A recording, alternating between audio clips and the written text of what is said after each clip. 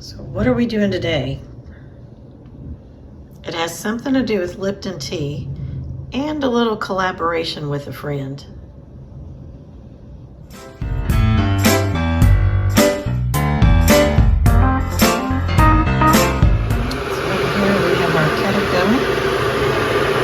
This is not going to be a video about how to make sweet tea.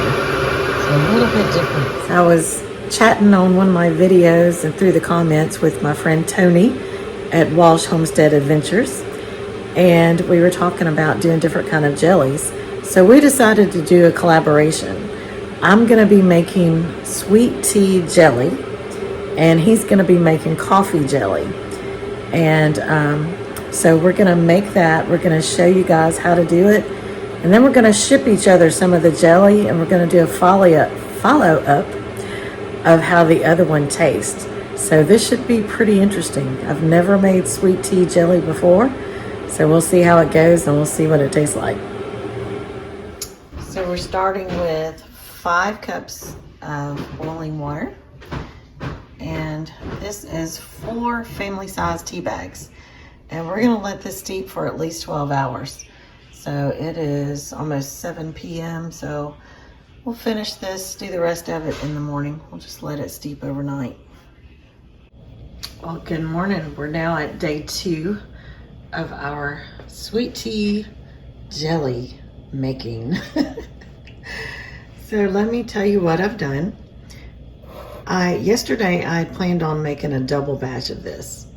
Today I've decided I'm just going to try a single batch. So we need 2 cups of the tea that we made last night, and all I did was just remove the tea bags from this. You don't want to squeeze the tea bags whenever you remove them. Just remove them and let it drip down, but don't squeeze them. So again, we have 2 cups of tea. We have 1 packet of Sure Gel, a 1/4 cup of lemon juice, and we have 4 cups of sugar. So now we're going to head over to the pot and we're going to start cooking it.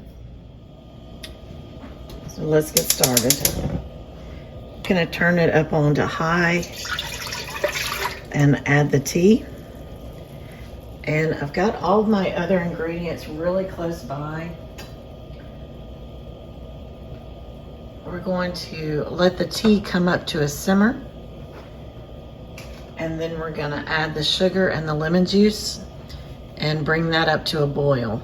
And I just wanted to show you real quickly, while I'm waiting for the tea to start simmering, I've got my ingredients here. I've got my funnel to fill the jars, my stirrer, got my jar lifter, got the pectin, so everything is here right at hand. And then over here, let's see if we can get over here with the tripod, and I'm banging everything, sorry. I've got my jars, the water is already almost to a simmer, so I've got my jars in there, and what I do is I wash the jars in hot soapy water and rinse them really well, and then I put them in here so that they are hot whenever we load the jelly into it. Our tea is now up to a really nice simmer, so I'm going to add in the sugar. Let's see how I can do this around the tripod. I'm always fighting with the tripod in my videos. I just want to stir that as we put it in there, just so it's a little bit easier. I'm always amazed at how much sugar goes into jelly. I mean, I know all it is it's sweetened water with different flavors in it. It's just sugar.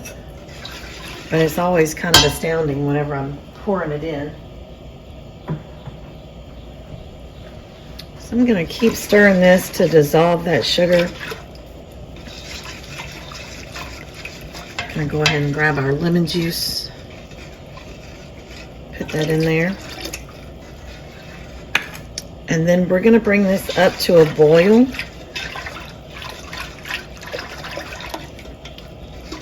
And then we're going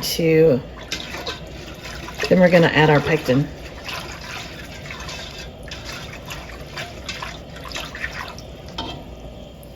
All right, guys, we've got this up to a full rolling boil. So we're gonna go ahead and add the pectin in there. And I'm sorry, I seem just kind of a little disconnected today. I didn't sleep last night, and I feel like my brain is just kind of in slow motion. So maybe I need some more coffee, something. So anyway, got the pectin added. We're gonna bring this up to a full rolling boil once again, and then we're gonna time it 1 minute. That 1 minute is super important. So make sure every time that you do time it, don't just wing it, but it needs to be at a full rolling boil, which means it's boiling, and whenever you stir it, it does not stop boiling. So we're gonna do that, and then we will be ready to start filling our jars. This is our rolling boil. See that? Let me move my hand. No matter how much I stir it, it is still boiling, and that is exactly what we want. I've got the timer set. Now you see this at the top, that foam. It's not quite as bad in this jelly, but if you're making fruit jellies, once you turn the flame off and this cools just a little bit, you can skim that foam off the top if you want to. I usually skim it off and put it in a little bowl, and that way we can kind of taste test our jelly. And you know, it's nothing that's coming out of their jars, so the jars are still going to be full, and it's also not wasted. And it might have a little bit different texture because it is the foam, but you still get the flavor. It's not a big deal. All right, so as you can hear, our time is up, so I'm going to turn that off, and look, that immediately falls. Let me go turn that timer off. I usually don't video this part just because it's kind of all hands on deck at this point. We want to go ahead and get it in the jars as quickly as possible. And if you've ever canned before, you know how to do all this. But we'll see if we can show you just real quick. So I dumped the water out of there and put the jar in a towel that I just dropped on the floor. Let's try that again. I told you, it's just one of those days. Now, you can set these on the counter so that you're not holding it and pouring boiling hot liquid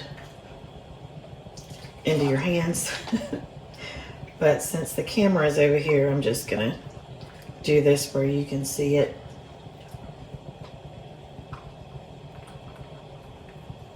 There we go. I'm gonna go ahead and take the next jar out because I want to take the funnel out and put it in the jar because it's going to have sticky residue on it. Let me find the dish towel that was just here. I'm telling you, I probably shouldn't video on days like this, huh? So I'm just going to wipe the rim really well.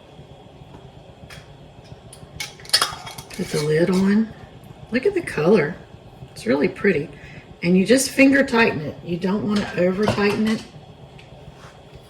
Take your jar lifter, put it back in the water.